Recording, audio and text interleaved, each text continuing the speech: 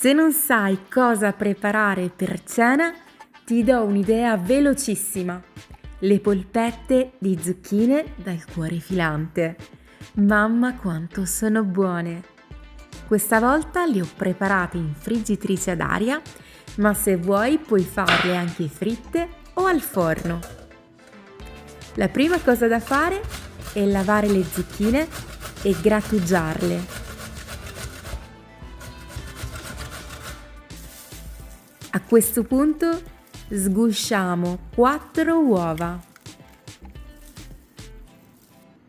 Aggiungiamo il sale, 6 cucchiai di pangrattato,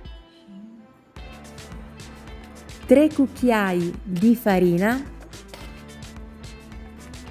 e delle spezie a piacere. Io ho usato paprika, curcuma, curry, pepe nero, zenzero.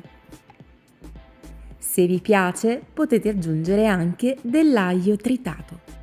Aggiungiamo 3 cucchiai di parmigiano e iniziamo ad impastare con le mani.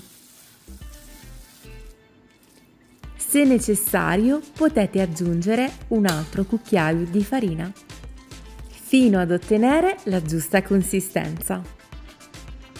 Adesso tritiamo al coltello 200 g di scamorza e naturalmente, se vi fa piacere, iscrivetevi al mio canale, lasciate un like a questo video e commentate. Con un po' di pangrattato andiamo a formare le nostre polpette. Aggiungiamo al centro la scamorza affumicata e arrotoliamo.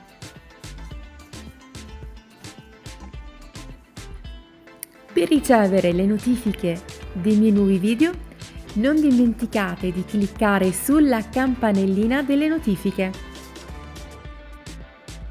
Le polpette sono pronte e possiamo cuocerle. Io le faccio in friggitrice ad aria.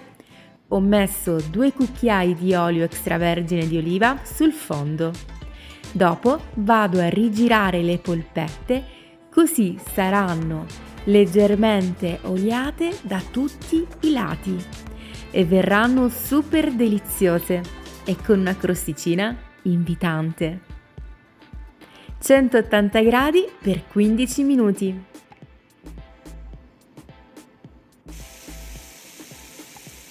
E voilà! Polpette di zucchine pronte! Fanno un profumo davvero super delizioso, sofficissime dentro e leggermente croccanti fuori. Vi è piaciuta questa ricetta? Fatemelo sapere qua giù nei commenti. Guardate che bello l'interno! Irresistibili! Queste piacciono anche ai bambini. Bene amici e amiche, grazie di cuore per aver guardato questo video. Lasciate un like, un commento, iscrivetevi al canale e cliccate sulla campanellina, così riceverete una notifica ogni volta che metterò un nuovo video. Naturalmente è tutto gratis e se avete qualche richiesta di una ricetta in particolare, fatemelo sapere qua giù nei commenti. Mi trovate anche su Instagram, su TikTok e su Facebook. Bacioni e alla prossima! Ciao!